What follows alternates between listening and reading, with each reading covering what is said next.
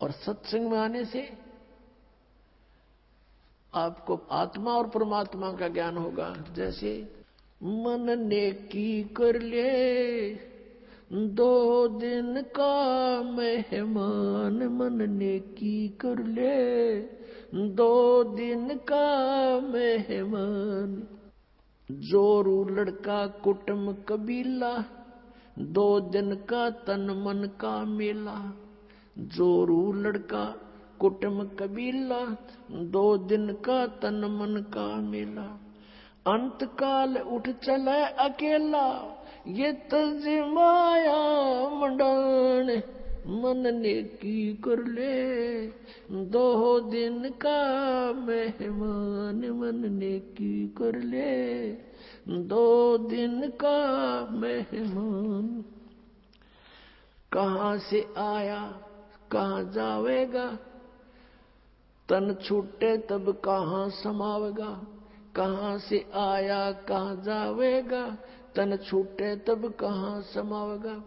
आखिर तुझको कौन कहेगा, गुरु बिन आत्म ज्ञान।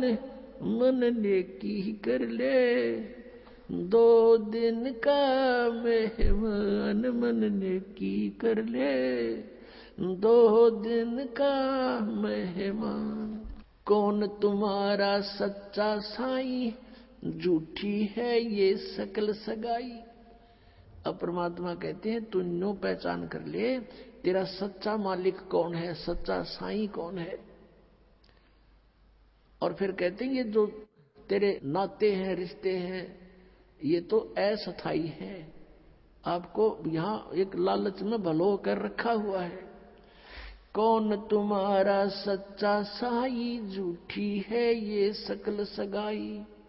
चलने से पहले सोच रे भाई, कहाँ करेगा विश्राम।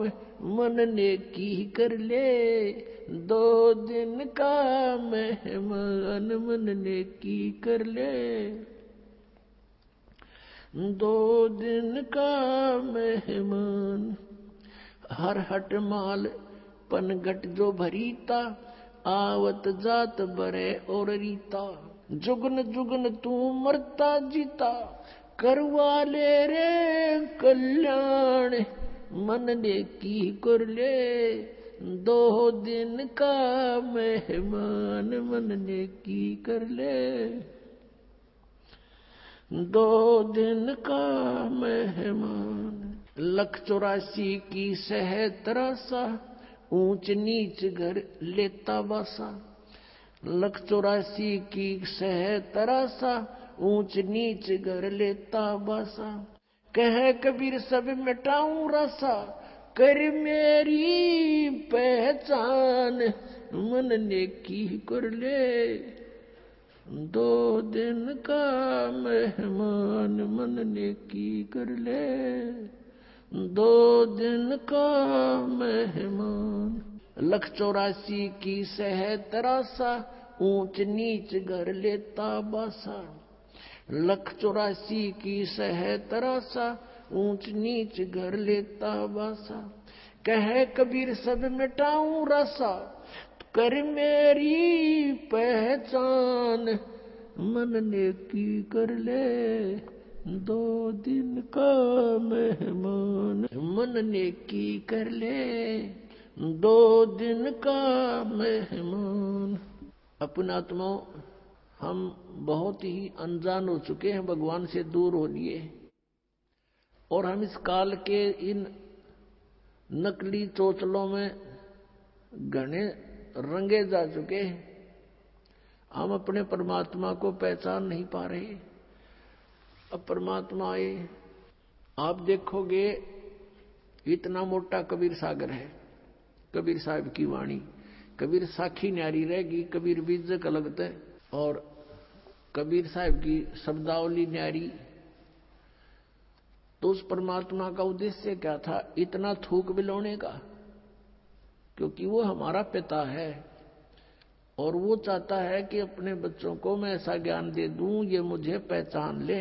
और परमात्मा को ना पहचान कर हम इस काल के जाल में असंख्य युगों से फंसे हुए हैं। अब इसमें क्या बताया है कि मन नेकी कर ले तो 2 दिन का मेहमान। इस संसारिक सुख को, संपत्ति को जोड़ने में अपना जीवन नष्ट ना करे। और जो तुझे मिलना है वो निर्धारित कर रखा पहले ही, इससे कम नहीं रहेगा, ज्यादा नहीं मिलेगा तुझे। हम भगवान के विधान को भूल के और दुखी हो रहे हैं। हम किसी का कोई मान ले 2 पैसे कमा रहा है तो ईर्ष्या बनती है कि ये क्यों कमा रहा है, फिर होड़ बनती है मैं भी कमाऊं, और आप कमाने लगे उसमें घाटा पड़ गया तो फिर दूसरा तरीका अपनाओगा, कोई चोरी ठगी मिलावट का, रिश्वत का, फिर उसका कितना भयंकर दुख उठाएगा। तो कहने का भाव ये है कि इस तरह की जो पीड़ाएं हमें हो रही है बिना ज्ञान के हो रही है। अब भगवान आकर के हमें क्या बताता है कि तेरी पत्नी और पुत्र, जोरू लड़का और ये कुटुंब कबीला, ये 2 दिन का तेरे तन मन का मेला, और अंत समय उठ चले अकेला। ये तज माया मंडान जो तूने बैंक बैलेंस बना दिए, माया के ढेर लगा रखे हैं, 1 सेकंड में छोड़ कर चला जाएगा। इसने पता नहीं किस पर दुरुपयोग करेंगे तेरे पुत्र, और दंड तने भोगना पड़ेगा जो इसे पाप से पैसा जोड़ा। और फिर क्या बताते हैं, कहां से आया कहां जावेगा, तन छूटे तब कहां समाओगा। अरे हम घर से चलते हैं, जिस दिन किसी कारण से हम दूर देश जाना होता है दूसरे शहर में, तो जाने से पहले रात को रुकने की व्यवस्था कर लेते हैं कि कहां पर रुकेंगे, कुछ ना कुछ सोच के चलते हैं। चाहे ये सोच कर चलें होटल में रहेंगे, या ये सोच कर चलें कि वहां धर्मशाला में रहेंगे, या कोई मित्र रिश्तेदार का कोई एड्रेस ले लेते हैं। और संसार छोड़कर चलते हैं हम, कोई एड्रेस लेकर नहीं चलते, ना कोई व्यवस्था पैसे जेब में लेकर चलते कि वहां कुछ आगे जरूरत पड़ेगी।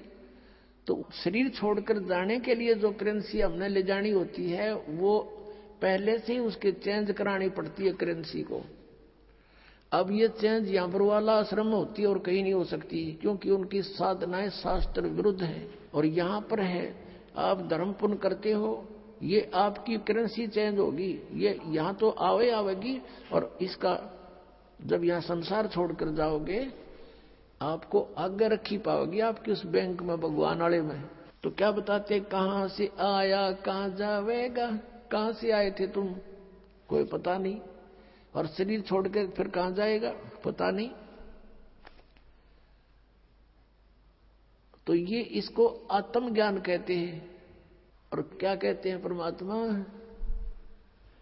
कहां से आया कहां जावेगा, तन छूटे तब कहां समाओगा। आखिर तुझको कौन कहेगा, गुरु बिन आत्म ज्ञान, मन ने की कर ले 2 दिन का मेहमान। पुण्यात्माओं, हम इतनी गहराई से सोचते नहीं भगवान के इस विचार को, वो क्या कहना चाहते हैं। अब कैसे बोलते थे परमात्मा, कहीं भी जाकर खड़े हो जाते थे कबीर परमेश्वर, और अपनी आवाज में परमात्मा अपनी अमृतवाणी को बोलना शुरू कर देते। जैसे ये शब्द आपको सुना रहा है ये दास, इसमें कितना गहराई भरी हुई है। कहते हैं कि तू संसारिक व्यवहारिक लोगों से संपर्क में है, और वो तुझे केवल व्यवसाय की ट्रेनिंग ही दे सकते हैं, व्यवहारिक बातें ही बता सकते हैं कि कितने अच्छी आत्माएं हैं। लेकिन तुझको गुरु के बिना ये आत्मज्ञान कोई नहीं बता सकता।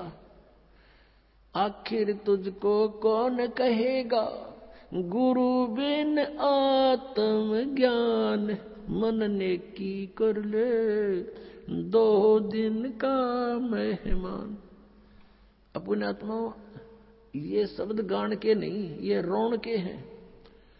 अब ये गाना नहीं है, जैसे किसी का पुत्र मर जाता है और वो माई रो रही होती है